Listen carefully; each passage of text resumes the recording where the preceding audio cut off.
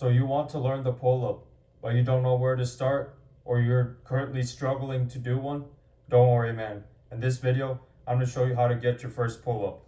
So first, we must understand the movement of pull-ups. So the first movement that you do obviously is a dead hang, and then after that your scapula depresses, and then once that takes place, you drive down with your elbows and you complete the pulling motion. So now that we understand the movement of the pull-up, now it is time to begin training the pull-up. So what I recommend you do before you even attempt a pull-up is to first learn the Australian pull-up.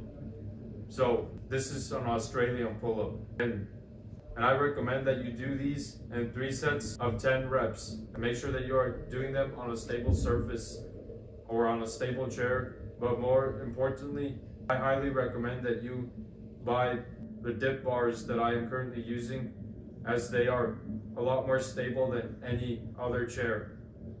And so the second step that you need to do to unlock your first pull-up is to start doing jumping pull-ups.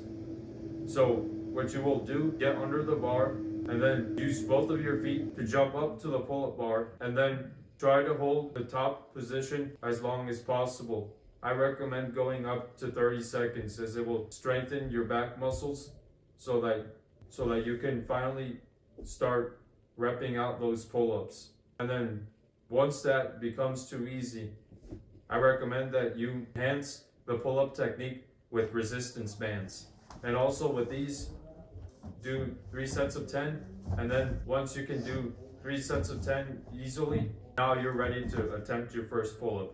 Now you have the strength needed to attempt your first pull-up, and I wish you luck as you attempt your first pull-up. Keep grinding, man.